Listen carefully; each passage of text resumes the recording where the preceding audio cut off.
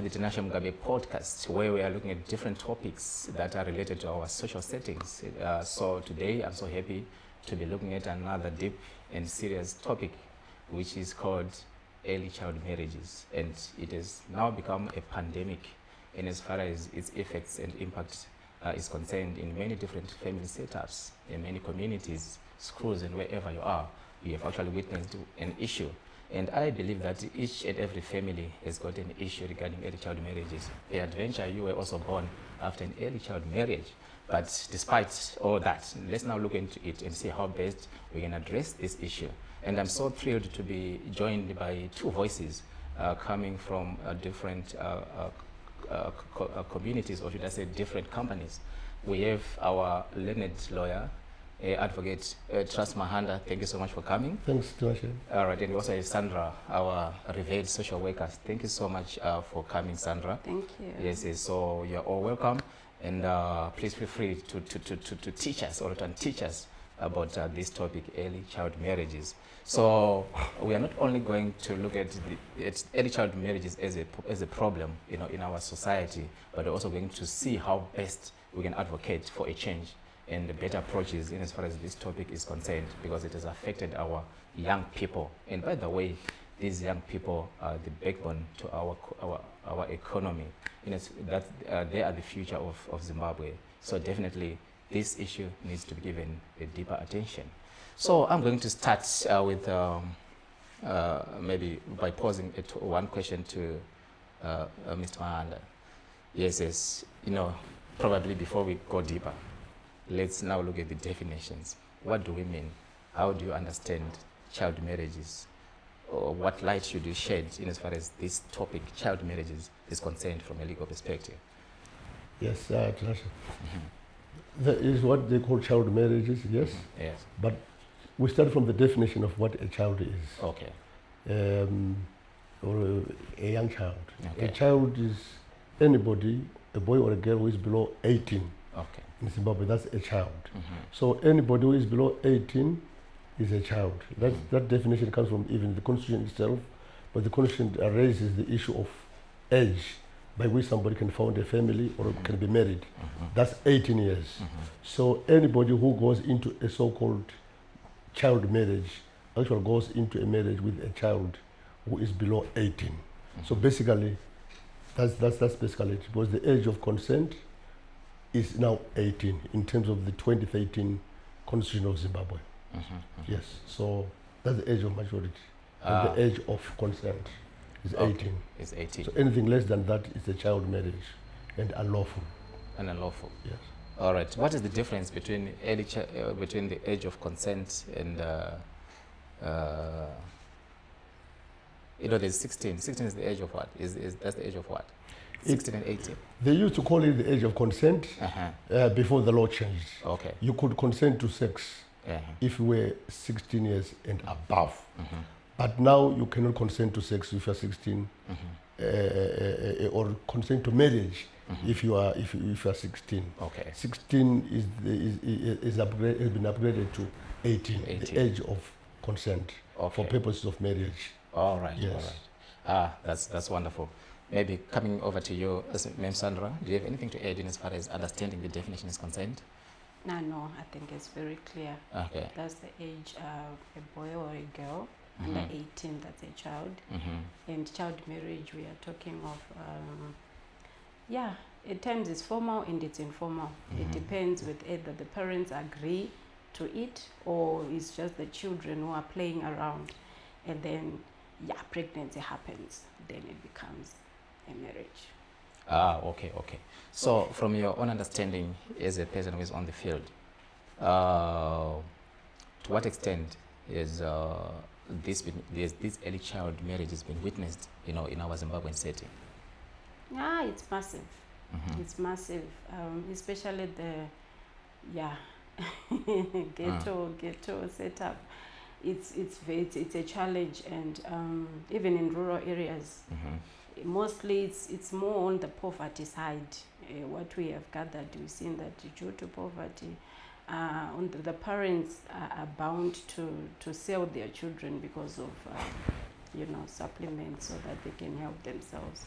and be able to take care of these children. And on the other side, we see this, because of this social media thing, it's being affecting the children. They're ranging from, it's now even from 10.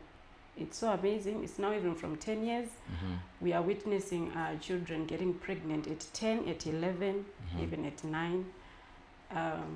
It starts as just a normal relationship, but then because they don't know these things, they don't know the impact, they don't know the effects, they just indulge in these things, and then boom, apparently they get the pregnancy thing.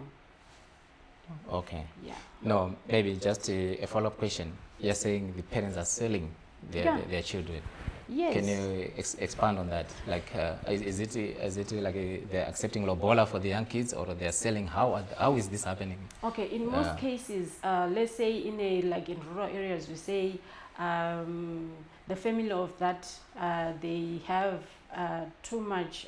Maybe the farm is big, and probably they have much inputs, and they've got much produce that there's a lot of productivity that is happening at the farm. And here I am with my children. I don't have anything, but I have a girl child probably around 14, 15 years. Most parents feel it's okay for me to just sell my child to that man so that he can able to give us probably maize. In most cases, it's maize, and yeah, it's really puzzling. It's just maize and maybe meat, and then they'll just say take the child, because they know you continually give something to the family as anytime the productivity is done. I get you. Do you want to add on to that, Mr. Manda, as far as the reality on the ground is concerned? No, I agree. It's prevalent. Yes. And she's saying sometimes they marry off their children just for the sake of poverty alleviation. That's one of the causes. One of them, there are quite a number of reasons, but she has just picked that one to say sometimes parents sell off their kids just to marry them off, to get something out of it, maybe food, because of poverty. Yes, so it's prevalent, yes. I get you. This goes unreported. I get you. Okay, maybe coming over to you, Mr. Manda,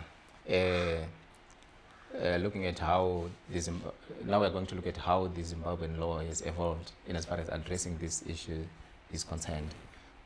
What's your comment? Or why has the law evolved? Is it evolving to the better or to the worse in as far as addressing this issue is concerned from your own perspective, from the legal perspective? Well, it has evolved for the better. Okay. Yes, there may be gaps here and there. There may be need to improve here and there, but it's evolving for the better. It used to be that at 16, a girl could even be married, even when they were below the age of majority. The age of majority has always been 18, but a marriage could be done at 16, as long as there was parental consent. So parents could even consent to their child being married at 16. So there could be marriage of a minor, because at 16 it would still be a minor. And then they would also allow that there be sexual intercourse between any major. When I say major, is any man of any age above 18 with a child of 16, as long as she was 16. So the law would permit that, and it was not a crime.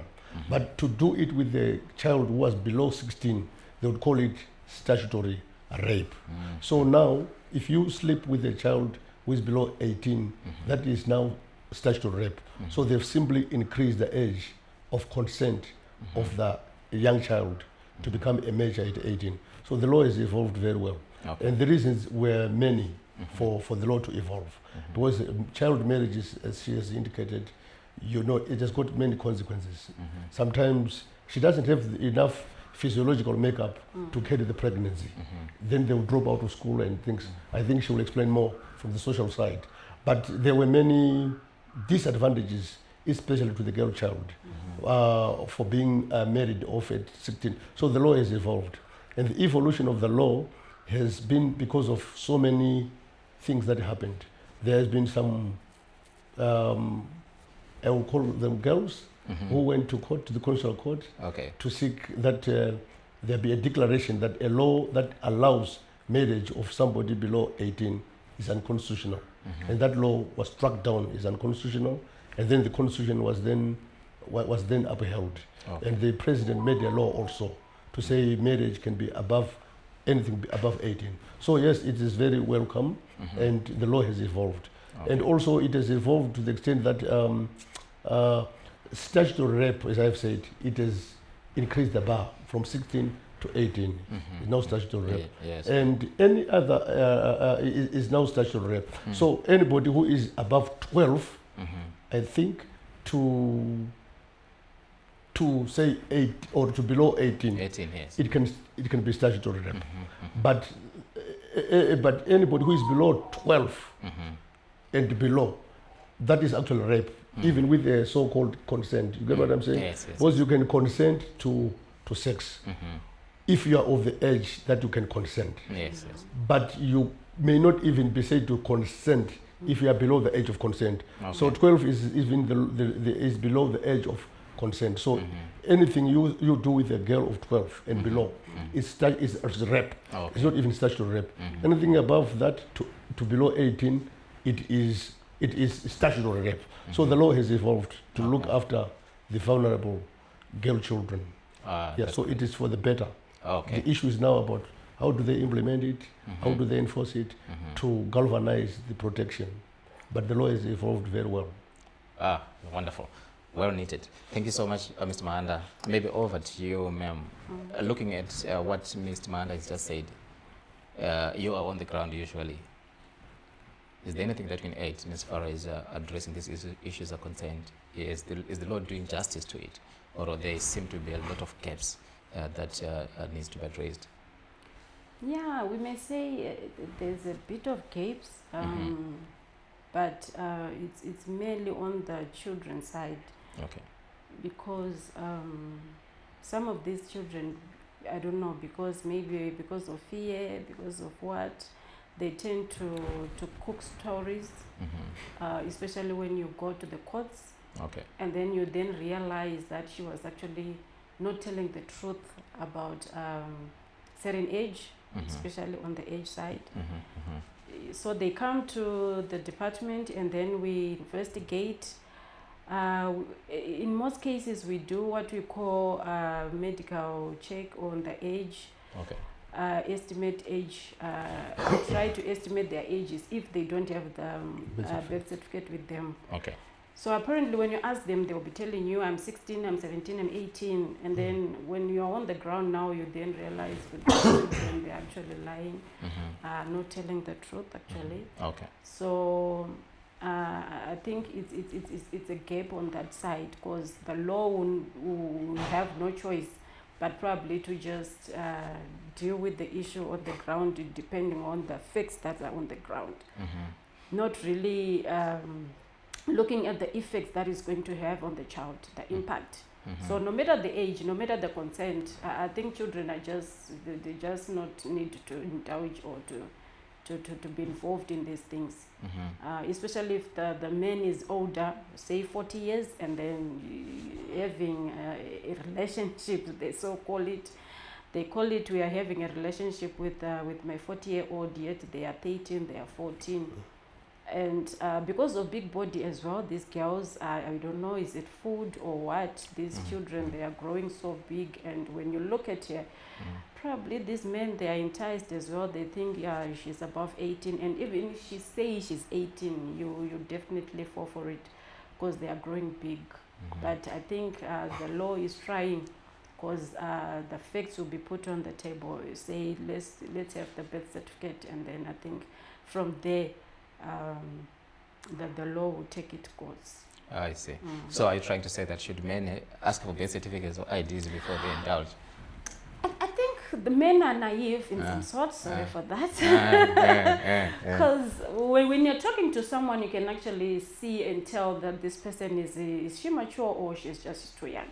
Yeah, so I think because the men actually think because he has found something that he wants on the child. Yeah, and he just thinks, no, I think no, she can't be underage having all these things, physical. So I think Yeah. It's tricky, eh? Okay, that's fine. Maybe your comments. We are realizing that a lot of men, sometimes they don't even know, and they go into a court of law. They are being told she's underage, and all the time he thought she's 23, 24, 25 years old, and yet he just realized that it's a minor. How are these cases? Are you encountering these cases in the legal framework? Yes. What's happening?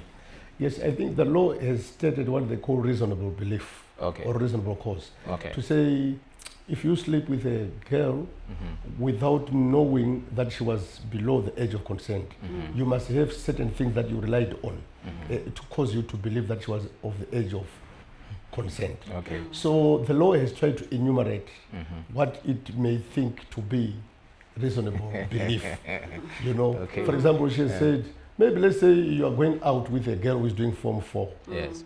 And you know very well, at least that maybe somebody must have at least 6 years or 7 years to go to grade 1. Then to grade 7, that person must be about 14. Then to Form 4, you must be about 15, thereabouts. So you know that she's telling you, Ndugenda kurusungu high, Ndugenda Form 2. And then you see her body. And you say, I've relied on her body. It looks like a big woman's body. Okay. But you know that she's in Form 2. Obviously, you can't say you had reasonable cause. So the list is endless, what you can believe or what you can rely on to believe that she was of the age of consent. But you can say, well, she was doing Form 6, for example, and she also communicated with me in such a way that she wasn't really naive. One would think that she's mature. The issues were this, and you can prove that she was mature. I dealt with a case where a man had a problem with a girl of below 16. Yes. The girl was also of big body, and she was very clever in that she knew a lot of things that she was actually teaching him. And he thought that she actually knew more than he did, and therefore more mature than he was. But it happened. He was convicted, of course, for many other reasons as well. But the thing of it is that you must show that you were reasonable in your assumption that she was of the age of consent. But you can't ask for a birth certificate. You can't ask for a birth certificate. You have to be reasonable yourself to say that this girl akatakura begi ari kubva kuchikoro arikutokuudza kuti masfizi tadzimwa kuchikoro baba vanobhadhara wototi uyakuna iwewe hausikuzona kuti zvinonzi regai dzive shiri masai hana muto saka rega mwana ati akure. So there's issues like that. So the law has said there must be reasonable belief, but the belief must be reasonable, objectively speaking. Then the court must analyze and say, yes, anybody reasonable enough who wasn't just led by lust and your vice could have been led to believe that she was of the age of consent. But it's a tall order for you to prove that. That's good. I think we are all hearing what our experts are saying as far as these issues are concerned. So we are going to take a short break and are going to look deeper into this case. We'll be bouncing back shortly. Life is full of unexpected moments, from workplace disputes and accidents to planning your family's future.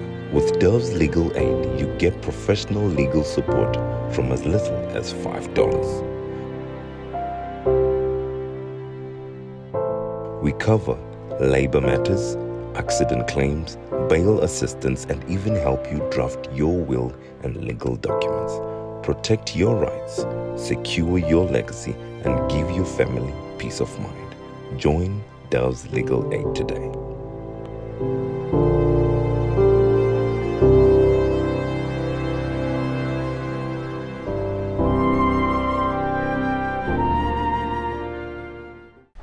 Welcome back as we take a deeper exploration into our topic of today, early child marriages and what's causing that, and what are the remedies that we can employ in trying to stop the prevalence of such issues. So maybe I'll start with you, ma'am. If I were to allude to the statistics, our Zimbabwean statistics of early child marriages, it is stated that our sources are stating that one in every three women is indulging in early child marriages. How do you comment on that? Yeah, it's very true, especially at the schools. Okay. Yeah, that's where it is massively reported. Because Okay. those cases that comes to the department, you see that their ages, they range from between 10 and probably around 17. Okay. Yes, the numbers are there for Mhm. real. Every day, I'm sure you can have more than 5, 6, 10 to 10 Mhm. cases that comes. Mhm.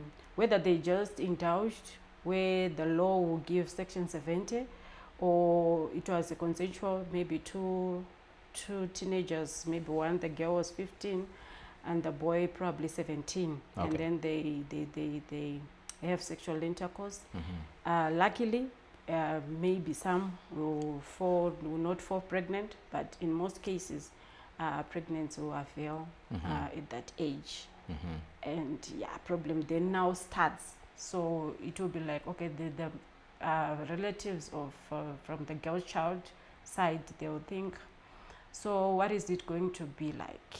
Can we terminate, or can we you guys, do you love each other? Mhm. Is it okay if she can wait for you Mhm. raising the child, and then she waits for you to to grow and probably finish school, and then she can as well go back to school? Well, is the grandmother takes care of the child? Then we don't know. But in most cases, those relationships, they don't last. Okay. Yeah. So, but the reports, there are many. The Mhm. children are indulging into. I don't know. Maybe we can put it on the social media aspect, because these girls, when you're on the Facebook, these pops, there are too many. And when you talk to these girls, they'll tell you, no, were you enjoying? And she'll be like, no. Okay, so how was it? How were you feeling when you're doing this with this child? Nothing. He just said, let's just try this. So with these children, it's trying, and they want to test, they want to know, and putting into practice what they are learning at school. Yes. So that's the thing. So should they stop learning about these topics at school? What's your opinion on that? I'm not sure. It's good for them to know, because when you then ask them, did you learn this from school, the reproductive system, do you know how it works? They will say yes, and then, but then how come did you not tell the guy to use protection? And she'll be like, no, he was the guys would tend to be nice, and then the girls would tend to not know, and they'll be told, you can't fall pregnant at the first time. Okay. So the girls will be convinced that it won't happen at the first time. Okay. Then they indulge. Then they indulge. I see. Maybe over to you, Ms. Manda. What's your comment? If I to look to these statistics, it's indeed, that's why I call it a pandemic. It's serious to say that 1 in every 3 are indulging either into marriage or into sexual activities. What's your comment on that? Yeah, it's prevalent and it's very worrisome. And Okay. there are many factors. Many factors. Yeah, the children nowadays, they're exposed to a lot of things that we didn't know Yes. until maybe we were 25. Yes. You would not want, we could sleep in the same room with a sister, or you didn't know where to start from. But these girls and boys, they've seen it on social media, you WhatsApp, and these clips that they send around, and the like, television and things. They've learned a lot. Plus also proximity to where things happen, like the way they stay. You know, you take maybe you stay in one house, you have different people there. He is a man that in that room. There's a woman in that room. There's a child in that room. So basically, the way that people stay together also causes that. Poverty causes that. Trying peer pressure as well comes into play as well. So there's a lot of things, but different settings have different reasons why they do it. For example, she said in the rural area, sometimes poverty can do that. Sometimes dropping out of school because you have no money. You actually think, okay, maybe the next best thing for me to do is to be married and run my own family and things like that. So there's a lot of things. People are being exposed to many things these days, and population. People have increased in their number. So you send your child to school. When they go out of the gate into the compi, they meet a man. the conductor, Uh-huh. the Mwindi, Kuramahara, Panamari, and so on. So there's quite a lot of reasons why it happens, but it's very, very worrisome and prevalent. And that's why the law has tried to step in to help the pandemic from continuing. I see. Thank you so much. So, looking at the rural settings in the Zimbabwe, I mean the urban settings in Zimbabwe, where do we have a bigger problem in as far as this topic is concerned, from your experience? Okay, like I said, it comes with two. With the issue with parents involved, mainly it's rural. And then this for the teenagers who indulge, and it's mainly urban. Because in rurals we say there's no social media, much of it. But of late, I actually had a case some time when this girl was down there, very remote place. So maybe because of the idleness as well, there's no entertainment. So for them, they think the best entertainment they can get is just to play around with girls, play around with boys, and then boom, a child is there. So she actually, she was just convinced with a boy, and the boy was actually 17 and she was 14. And then they just had sexual intercourse, and she didn't actually know that she was pregnant, and she didn't even know the changes of the body. That's the thing that is also worrisome. Okay. These girls, they do these things, and they don't even know the changes. Because with ladies, we are also told that when you are starting the menstruation period, you can also jump the months. It cannot always be every month that you'll be menstruating. So with that knowledge, they think, so maybe I jumped this month, I'm going to jump the next month, but they don't even know the development that is happening within the body. Then they will then discover on the later stage that abortion now it's no longer doable. I see. And then they just left with no option than just to keep the baby. Keep the baby. At 14. At 14. Okay, and become a mother and a father. Okay, that's fine. So maybe still on that same issue, Mr. Mahanda, we are hearing that there can be two minors involved in such a circumstance. How does the law deal with that? Maybe the boy is 17 and the girl is maybe 16. They are both minors and they've indulged. Who is at fault and who is not at fault? And what does the law say about such a kind of a scenario? The law is lenient where there's two minors involved. It will not really punish them. Okay. But if there's a difference between the boy and the girl, a difference of 3 years, that's when the boy will be answerable. Okay. Yes, but they are treated with leniency. Both of them are regarded as young persons, and the law treats them with kid gloves. So, well, if a boy and a girl produce a child, they become father and mother at that young age. Yes. So they will have to be fathered and mothered by their mother and father.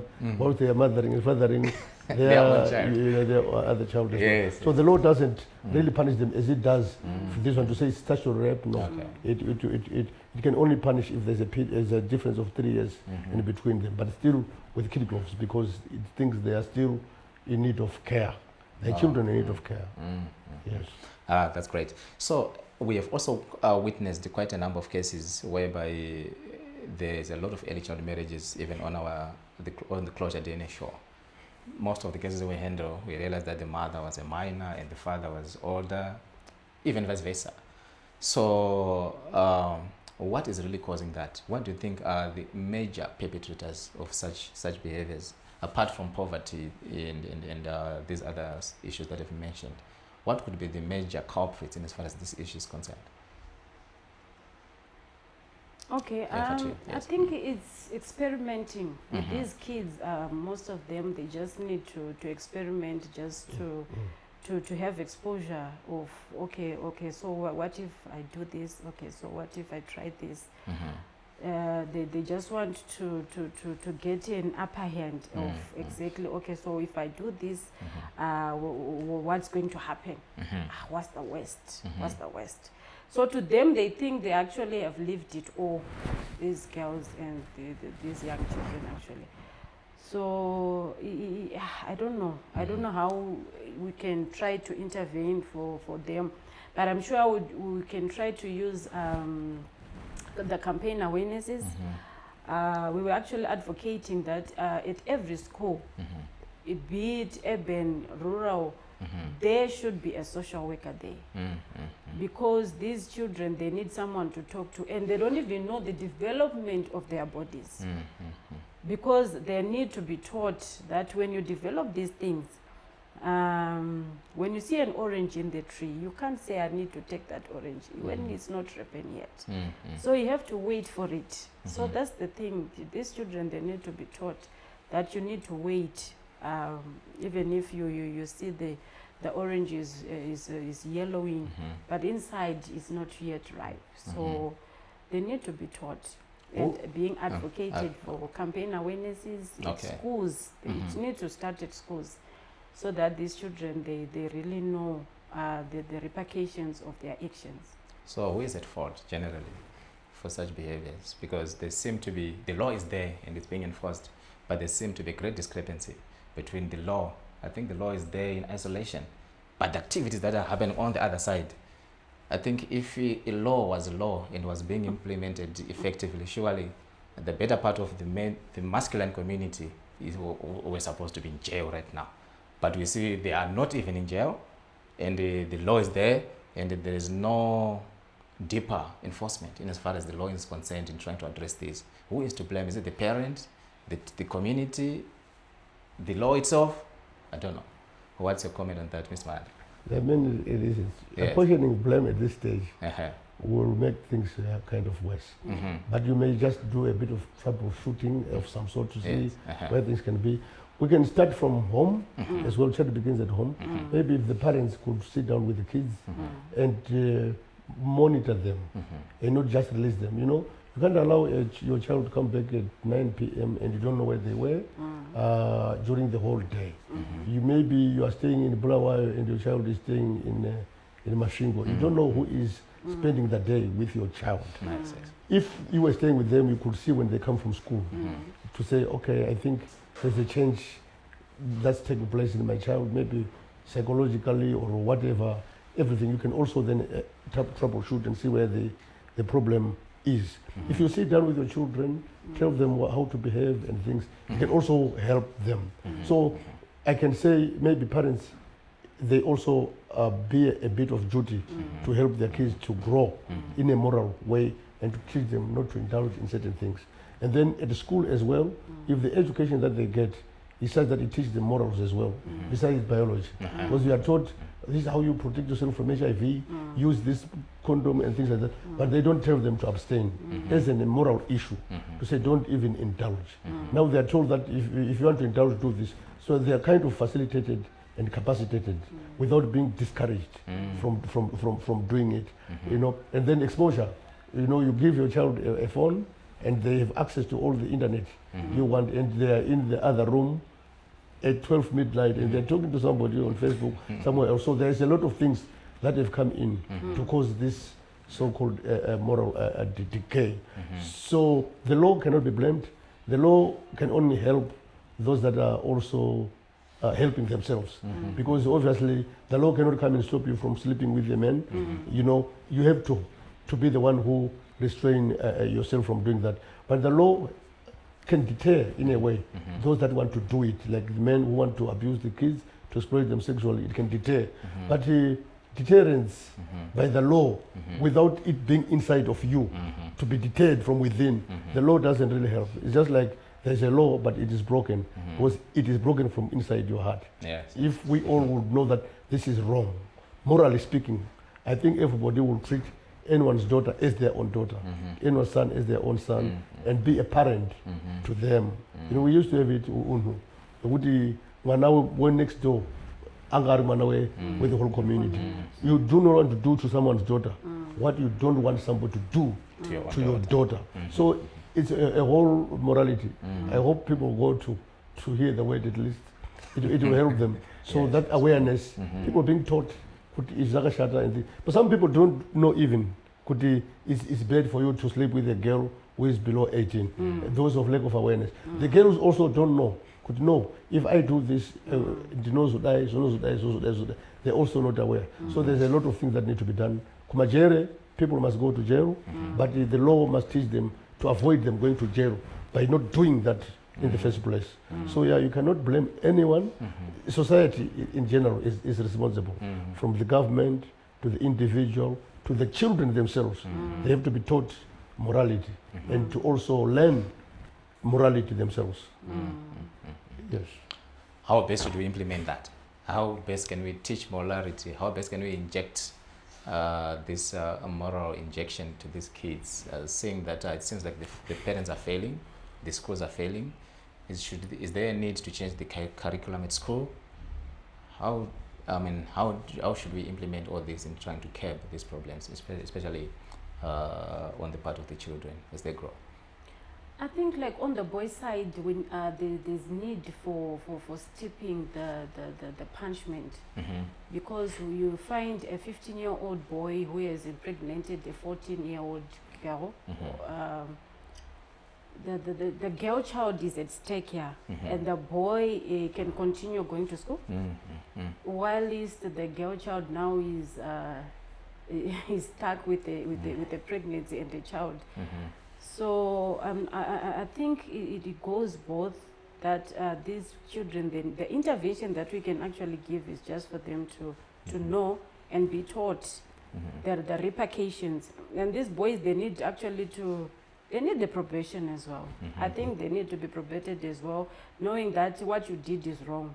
Yeah, for a full year without going to school, they need that, because the older men, they are stuck at jail. And these 17-year-old boys, they are left. They'll be just roaming around, actually finding another one to damage. To victimize. Okay. Damage as well. All right. That's fine. And then over to you, Mr. Malanda. What does the law say? How do you punish those culprits? Be it they're all underage, maybe there's a difference of 3 years. How are they prosecuted? And also, maybe the elderly men taking advantage of these young girls, or the terms that they give. Yeah, the old who take advantage of the young go to even 10 years and beyond. If it is rape, you go beyond that. Okay.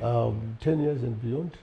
And also, the law in its wisdom has also said those that aid and abet, those that help, like mashabinum, to pimp, to business, you can also go to jail for aiding others to do it with their girl, or kuroza mwana nenda futi kujere iyo wacho kurora saka anobhadhara rora neanobhadharwa rora wacho, they are both committing an offense, you know, so they all go to the law, they all go to face the penalty of the law. So that's how the law has tried to step in, to send you to jail if you rape a minor child below 12.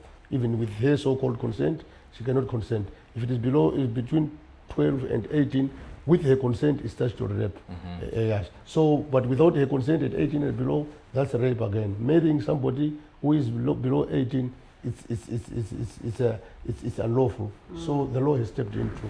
Saka vanamai vanogamuchira robola vachitekenywa ndebvu unozotekenywa wakujere. Saka that's how the law is come in to help. Vakomana vadiki ava ndozazi vanogona kuenda probation, vanogona kusungwa voendeswa kunochengetwa vana vadiki vanonzi kuremand, where they can go and be kept away from society for some time until they are rehabilitated, then they come back to society. But they may not go to jail, where they will be with the adults there, with the juveniles. So there is a law on juvenile offenders to help them to be rehabilitated, but not being hardened by the hardcore type of punishment that is given to varume wakuru. I see. Yes. Thank you so much. Right, that's fine. Maybe my last question is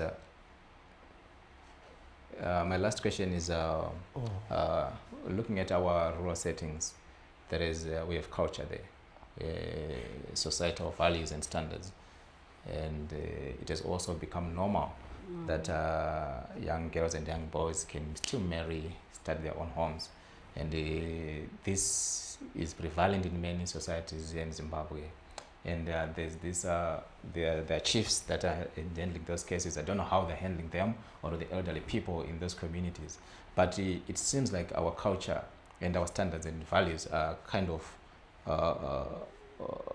negative perpetrators of such behaviors.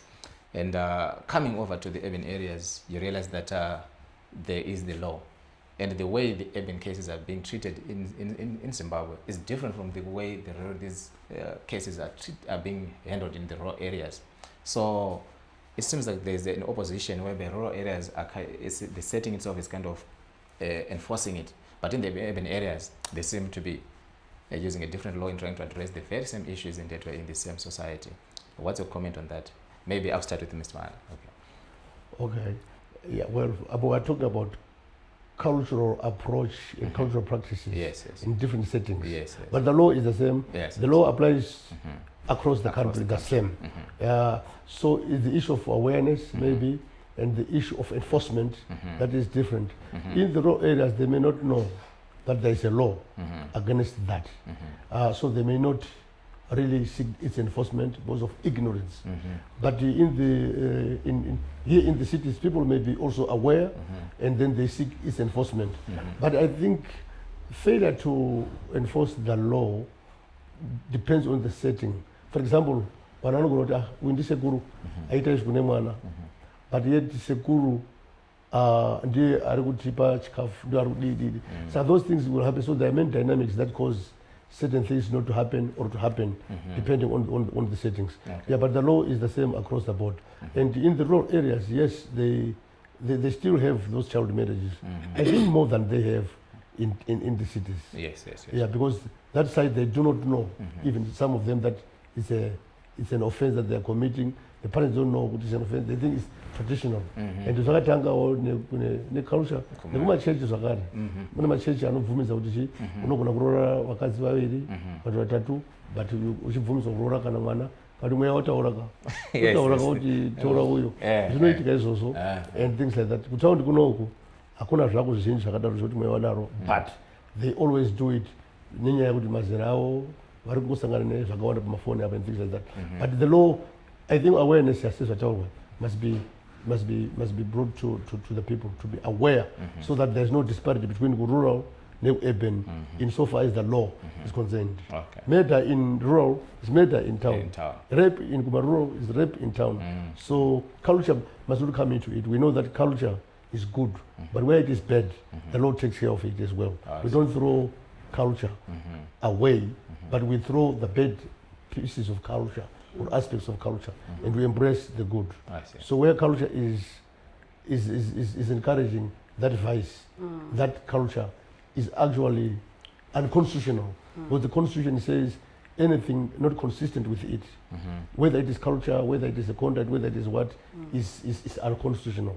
So it's up to, like Sandra, to bring to our attention, as my lawyers as well, then we can take my cases to Constitutional Court to challenge those things and declare them unconstitutional for being against what the Constitution says. I see. Yes. Thank you so much. That's fine. We are taking another short break and we'll bounce back as we look deeper. I believe it's getting to be interesting and we are learning a lot. Be it the young and the old, the parents, where are you lacking, what you're supposed to be doing, and even the kids, what are you supposed to do and what are you supposed to undo yourself, so that you don't find yourself in the same predicament. So yes, we are bouncing back shortly as we take a short break. Welcome back. Indeed, I think it's getting to be interesting now as we are taking a deeper look into this topic of today, early child marriages. And I believe it has affected a lot of people. It has disappointed a lot of parents and family members, because it seems like it has almost become a pandemic. But then drastic action has to be taken. So we are going to also be looking at the solutions that we need, that we think can work in trying to curb these problems. So maybe I'm going to start with you, ma'am. Probably, maybe before we go any further, do you have something to say about the intervention that can be taken in as far as these problems are concerned? How do we address this in our different societies? Okay, I had two things. There's religiously. Okay. We talk of these sects that allows child marriages to happen. I actually had a case where a 15-year-old girl was forced to get married to this 50-year-old man due to church religion. So actually what they do, they use, I don't know what they call it, they actually intimidate these children. That's how we got to know that. So at times these children, they actually be innocent, these girls, because they are intimidated. They are told, you know what, you have to do this, otherwise if you don't do this, these consequences is going to happen to you. And you know how it is with church, you know, God will punish you and something like that. And they come into these marriages unknowingly and with the fear of what is going to happen if they don't barge in or if they don't consent to the marriage. But then like this 15-year-old girl, after she came, the man actually lives here in Harare, and the girl came to live with the man in Harare, and the mother actually sold that child to that man because of incentives and, you know, property thing. So the man actually had to have sexual intercourse with the child. The child was actually a virgin at that time, and she didn't even know what was going on at 15. It was a first experience of having a man, and it was so difficult for her to really apprehend what was going on. And then later on, she then discovered that her childhood development has been tempered. We actually saw that she was very childish. She was 15, but yeah, she was very childish because she feels she was deprived of her childhood development. And so that's why she had to run because the man would say, you don't go out. Because if you go out, people will see you that you are a minor, and then things will go haywire. So she had a chance, and then she went out. She talked to these ladies, these vendors, that I'm 15, but I'm living with a 50-year-old man. And from there, the case was reported. When you're talking to the child, you'll be like, no, I told myself this is not a child thing. I'm 15 and I don't have to stay in this environment. And when he puts his, I don't know if I can put it, if he puts his thing into my thing, it's very uncomfortable, and I don't know what am I supposed to do. It's not even fun, you know. So explaining that now, she then started to see this is not right. Yes, and thankfully at school she was taught, and then she then discovered, no, marriage, if it's like this, then it's, because when she came to Harare, she was told you are going to be married, and she thought it's marriage to be just me and my husband. I'll be playing with my husband. You'll be, you know, they don't even know these kids. And then when she then now realized that the marriage is all about having sexual intercourse, she then said, no, this kind of thing I can't handle. So that's when the report was made. So, and also on the other side that I wanted to touch on was on the issue of these boys, there's also issue of incest, where, because the parents are now migrating to the UK for greener pastures, and the child is then made to go and live with Babamnini, and Babamnini has got girl children, and these children, they douche, and then pregnancy comes. Because of that incest, culturally, the law cannot really do much. Culturally, the people will be like, no, because of our culture, we are not allowed to terminate pregnancy. It's our child, we're going to keep it, you know. And the law would then have to just leave the family, and we just have family conference. Okay, so how are you going to go about it? How are you going to take care of the child and the husband and the child? And yeah, it's a mess. I think it's something that needs to be looked into, these cultural things, because culturally we are told the law cannot really get into family issues, because when it's family issues now, they will say, no, according to our culture, we don't terminate pregnancy. According to our culture, even if a child is there, no matter is the incest, out of incest or it was consensual, it was okay. They say we don't do these things. So yeah, I think there's a gap there I see. I that see. needs to be looked into both culturally and religiously. Religiously. I see. What is being done currently? Is there any advocation as far as addressing this, especially the religious groups? They're so big, and such activities and practices are still there and prevalent. Yeah, religiously they've been cautioned. Religiously they've been cautioned. Have they and, stopped? Yeah, they've been cautioned, but they feel it's their right. They need to do this thing, and for them, they say the Bible says. They tell the Bible says we should replenish the earth, and we should catch them young. Because we can't take an older woman like me. They like these young children so that they will bear more children. So they'll be like, we need these fresh ones so that they'll bear more children. So a man at 50 would still want to have babies, more babies, even up to 10. So I don't know. That's the thing. That's the problem that we are having at the moment. Okay. Any comment or addition on that, on what she has just said, as far as these religious settings are concerned? Seems like there's a prevalent of such cases. What do you have to say on that? Yeah, sure. Yeah, it's a sector on its own. The religious is a sector on its own. Yes. But that's on religion. But culture is also Another. its own. Yeah. So I have not done statistics anyway to see how many have done it in the church and how many have done it in terms of culture. But the law has intervened to just say it must stop. Whether it is in church, whether it is culture, Outside. it must stop. And I think awareness is being done amongst the people, even of the city. I don't think it's still as prevalent now as it used to be when they're trying now to enforce the law. The law. Yeah. That's great. Now, my second question over to you, Mr. Manda, is going to dwell more on the legal gaps and the reforms that may be needed. So, are there any gaps in the current legal system in trying to address these issues of early childhood marriages?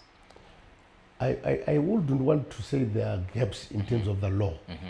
The gap can be on implementation. Okay. The gap can be on awareness of the existence of the law. Because if the law has criminalized sex with a child or a young person, the law has done its part. Sending you to jail for doing it, the law has done its part. Also setting up systems by which those that are victimized can be assisted. The law would have done its part. But the issue is on awareness, and the issue is not so much on the law. Because, for example, we've had the law that says thou shalt not kill. And people are still killing. Thou shalt not commit rape, and they're still committing rape. So the issue is not on whether the law exists or not, but it's about the mores, what they call the social mores, the morality, the social fabric, of the people. So there should be a lot of education around it. I'm not too sure how many have been pardoned when the amnesty was done. I'm not too sure if sexual offenders were released. I have not looked at it. But I'm saying people like that, they don't need to be looked at with mercy. They have to be dealt with by the law so that they know that these are the consequences and you must bear those consequences. So the law has no gap, but education around it needs to be upped. The children need to be told what their rights are and what their bounds are in terms of exercising those rights. So there's no gap in my view. And I think government has put certain policies. It has ratified certain laws as well, like international instruments like the African Charter on Human and People's Rights and the protocols under it. It has ratified CEDAW, which is the Convention on Elimination of Discrimination against Women and the like. So basically, the legal framework exists from the Constitution to policy, but on the ground, information needs to trickle down. Okay. I have another silly question that I want to pose to you as well, as a follow-up question to what you've just explained. How does prosecuting the offender benefit the victim? Say, for example, yes, the child is raped, pregnanted, she's young, maybe a disease on top and everything, she now has it. But then the law can just go and arrest this gentleman. But is the law addressing, to what extent is the law addressing the problems imparted on this girl child after a crime has been committed? Is there anything that can be done to compensate or to actually address the actual consequences that is going to be faced by this girl after she has been... I will also be silly in my response to your silly question. Okay. I think it's a complex issue. The law addresses victims of crime. Yes. For example, if you had stolen something from someone, the law would say restitute, pay compensation, pay restitution. And also before you are sentenced, these days they actually ask the victim to come and give evidence on the impact of that crime on them. But that is not so much to help the victim, but to assess the penalty for the offender. But the problem with that is that sometimes somebody would really be genuinely in love with their whatever, with the man, and they will be genuinely benefiting even financially. You get what I'm trying to say? Yes. Then you send this man to jail, who is supposed to be looking after his kid, and this victim. You get it? So this person actually loses a husband or loses support for the child. Yes. So at the end of the day, it has got societal issues that are tied to prosecution. But prosecution helps in that it deters the would-be offenders. Those that will be like-minded, they will be deterred from doing it. And if the victim was really victimized and they really didn't want what happened to them, they will have a sense of vindication. To say, we've been vindicated, he was wrong, and I'm satisfied that the law has taken its course. But as far as that victim being compensated, the law has a gap around that, because there's no compensation for being victimized by the sexual offender. You have to live with the consequences. But if you want to take legal action in delict, what we call delict, is when you yourself take action against the offender, maybe for damages. You know, you can then sue for damages to say I was victimized by you, and then you sue for damages. That's when you can get compensation. But the prosecution does not benefit the victim other than to send the offender to jail. I see. So should we call it a gap? It is a yawning gap. It's a yawning gap. But what form of redress or compensation would the victimizer or the villain give to the victim? Maybe this is a young head boy who was heading cattle out there, and is maybe they say he's a head boy or a head man who was heading, and it is nothing to give you, but he has married you in courts. What do you get from such person? It's difficult. There can be no recourse, really. So there is a gap. But I think the state can, if it wants, maybe make provision for that as part of social welfare, to look after victims by way of looking after the children born out of that, and also sending back the girl child to school and make them attain whatever they can attain with the help of the state. I see. That's fine. Thank you so much for the explanation. But could it not be the reason as well why such cases are not reported? Because they know they're not going to benefit anything. Rather, if I'm to offer 2-3 cows, yes, I've done this to your child, can I give you 3 cows? I'm sorry for what I've done. Then they solve their issues wherever they are. But they know that if they want to report, this guy's going to be arrested and nothing. Yes. Could it not be the reason why people are not even afraid of it? Because they know they'll just sit down as families and then they address the issues alone without the law intervention of the law. Because probably that could be another reason why such are happening and people are not afraid. You know, Pachiwano, part of Lobola, but in days where it was damage. Damage, yes. It was Badara damage. Damage, yes. Yes, damage. We didn't know whether they made damage or what, but there were damages, compensation. Yes. Yes. Damage. So the reason they're not reporting is one, they may not be aware of the law, but two, they also benefit out of it to say, out of my daughter. Remember, the girl was used to be an item for riches. You get what I'm saying? To say, you know what I'm saying? So it was, that's why girls then never even used to go to school. They would say, and 20 something. I know of another family where the boy impregnated a girl who was below the age of majority or the age of consent. Okay. But the parents were saying, vakanyora list kuti vaitora mari 10,000 for this, 10,000, yayishuka ku 50,000. But they wanted to what? To benefit From out that. of their child. And they knew ukuthi if you don't pay, it's extortion. Because if you don't pay, we'll then make a report.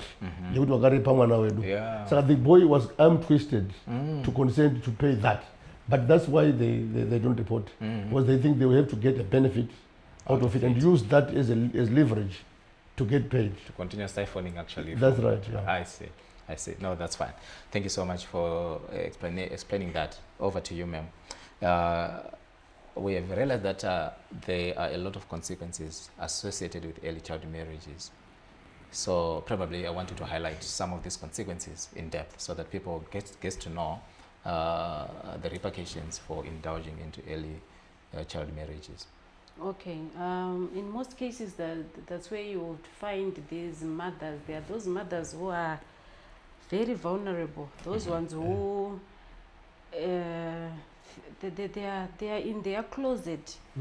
There's a lot of depression that comes because this one will say something, this one will have something to say over you, this one will have something to say, and she's now stuck with, okay, but was it my problem? I did this thing with this boy, but now it tends to be the girl child problem. So a lot of anxiety, trauma, and depression, which then causes inferiority complex. That's when now you see those mothers who feel I cannot do nothing. I am just nobody. She'll just say, okay, I'm waiting for another man to marry me, and then I'll be staying home doing nothing.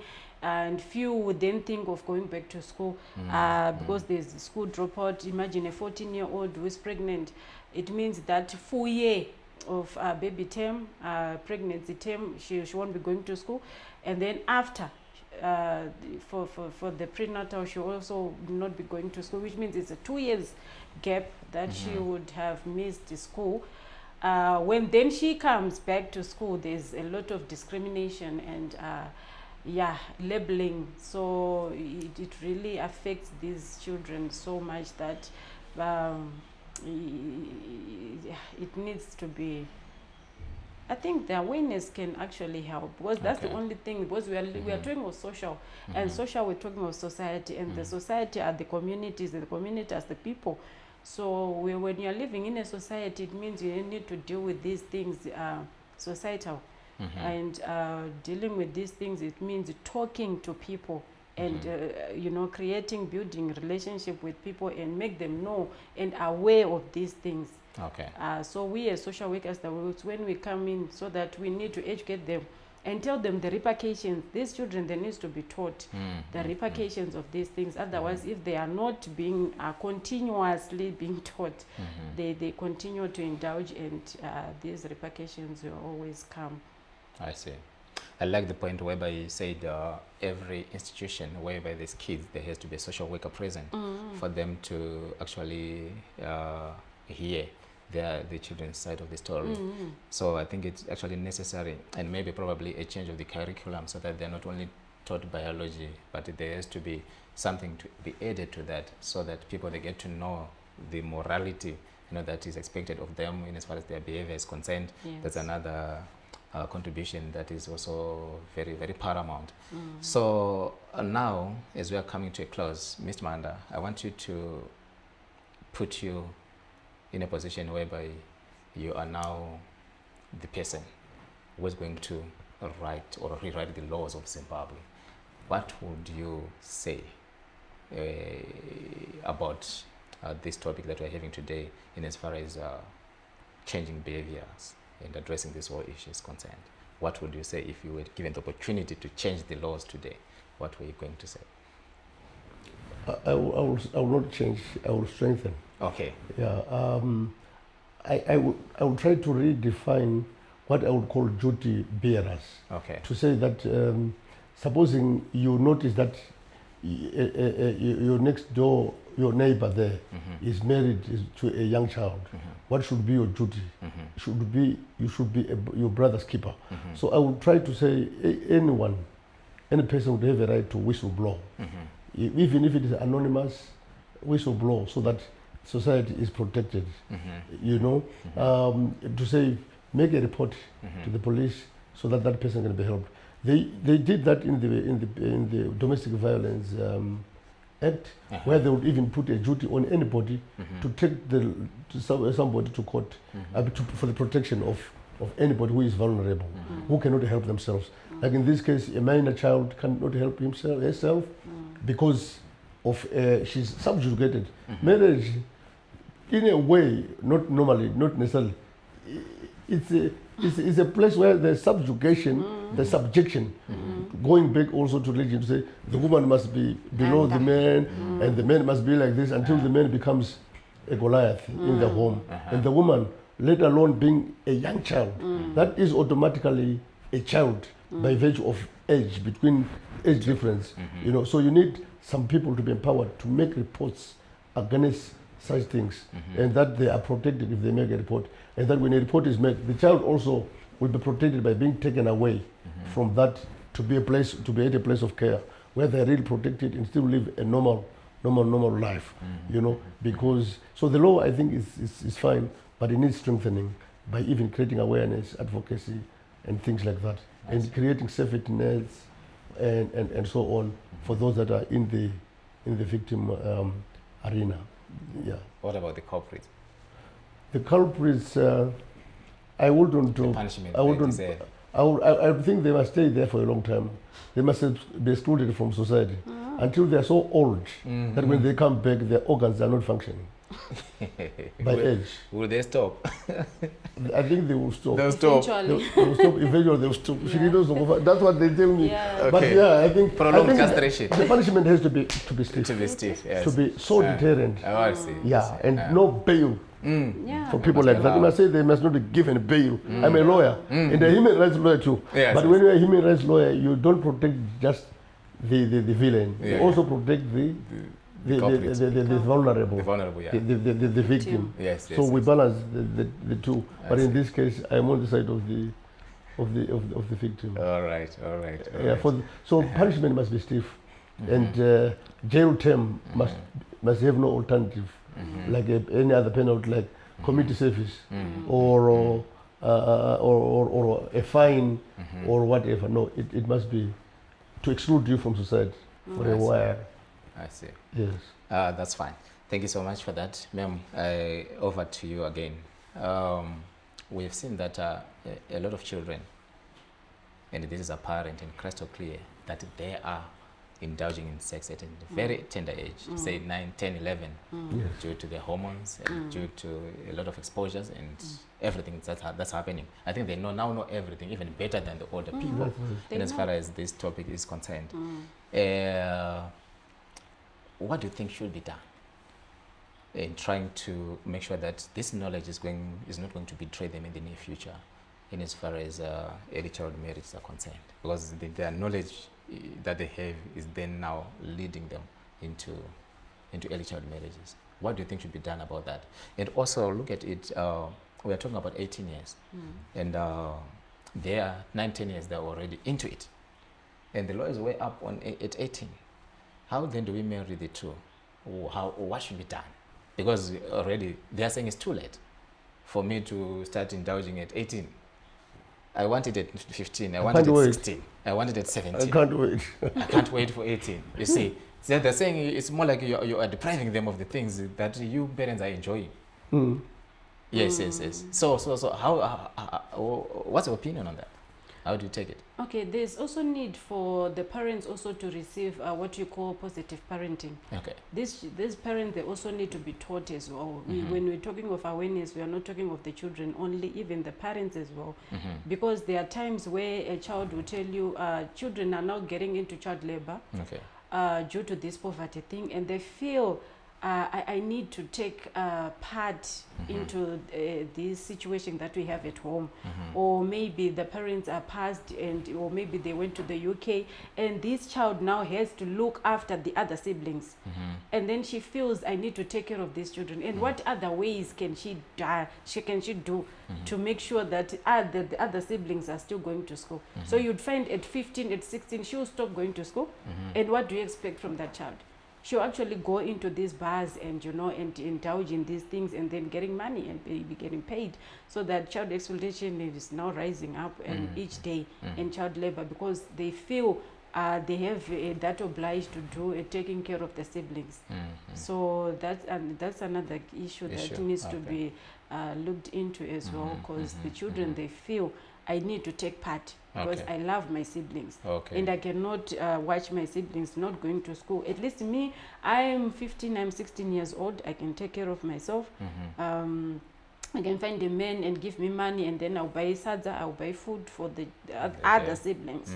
So positive parenting is also advised, so that these children, they don't feel that they need to do something to help the parents. I see. And also for the teenagers, besides the social media thing, they really need to know, and that law need to be stiffened as well, because like what we were saying, that the 17-year-old boys right now, they are made to go free. It's just we just psychosocially talk to them. You know what you're doing is wrong. You don't need to do that, and then he's gone.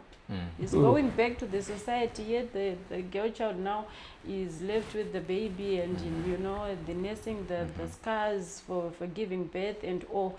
I think North Court can also help, so that these guys, they really need to feel the pain of what they have done. The repercussions need to be stiffened. And also social services, because when you're with social warfare, we usually go for social services where we say that we do place of safety for any children.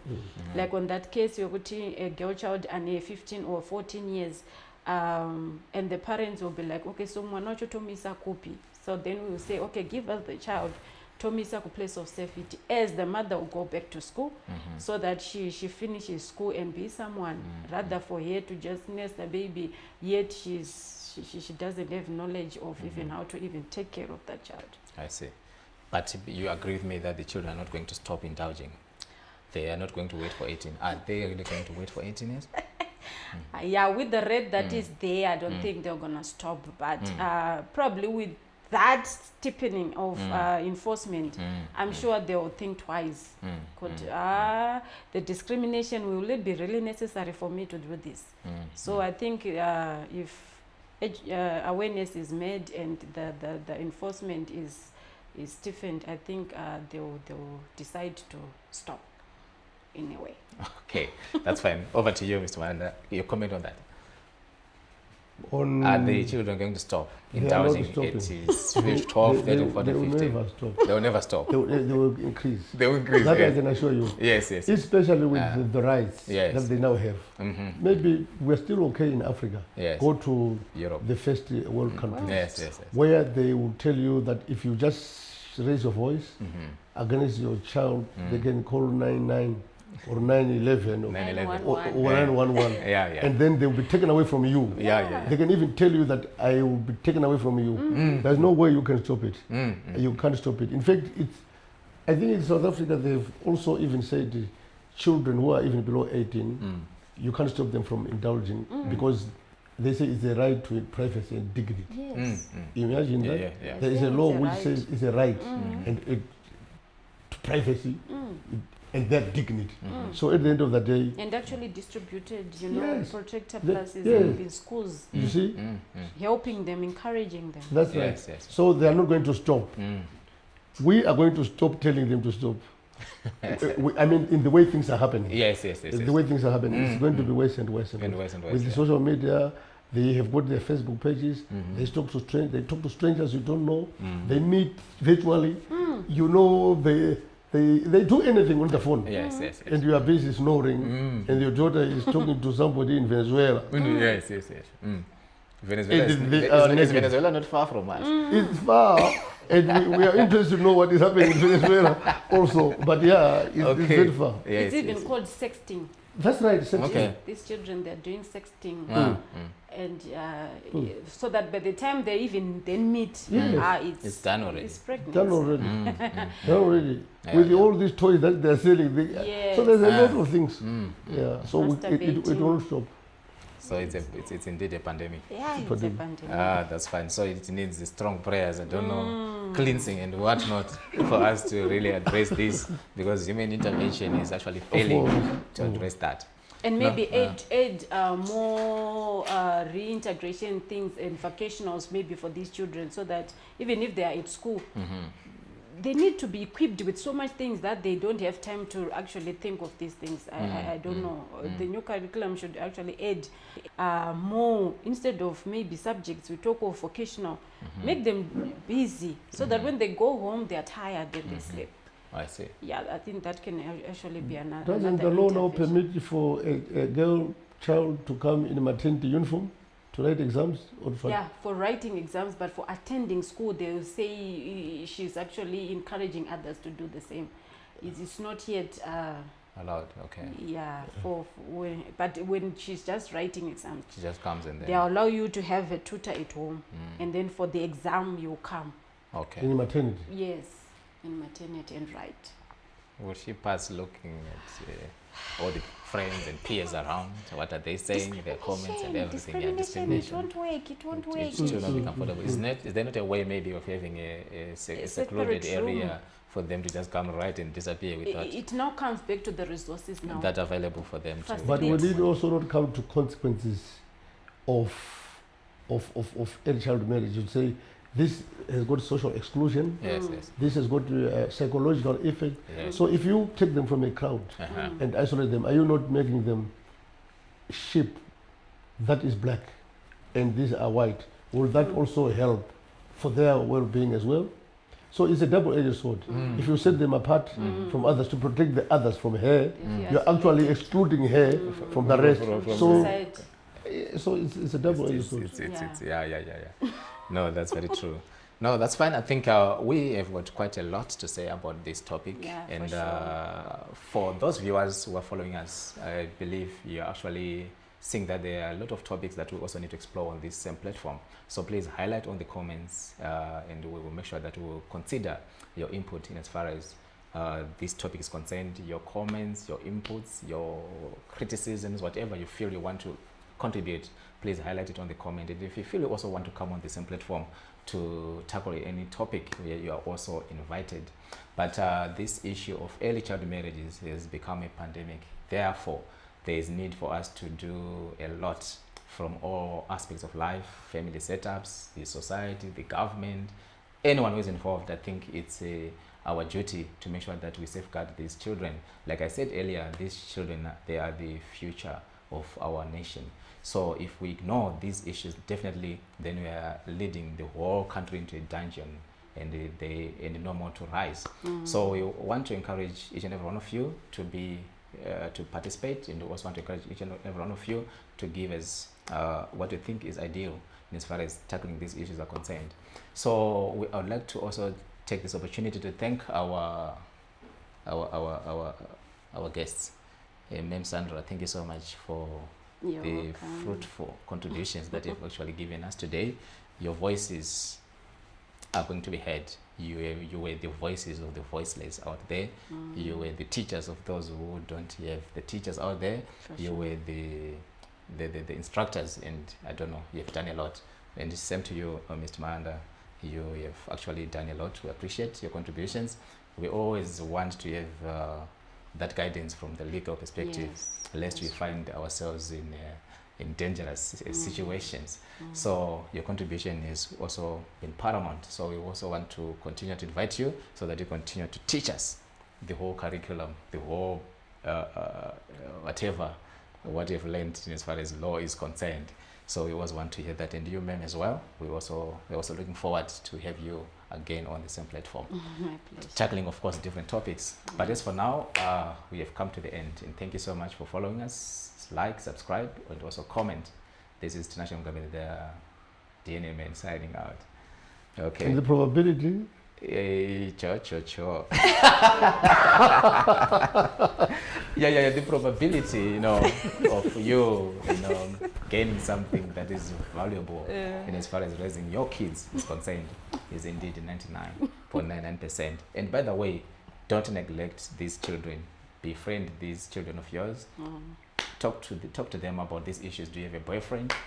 Are you dating someone? Yes. To what extent are you interacting with them? As a parent, I think you'll be able to guide them so that, I suppose, you will then have to know where your child is in as far as his or relation or her relationship is concerned. But if you are to be a person who's going to say, I'm going to beat you, I'm going to do this, I'm going to attack you, I'm going to kill you, then definitely there will be rebellion. Yeah. And you will never know it until it bursts into something you can never control. So let's try to do our best for these kids. Thank you so much.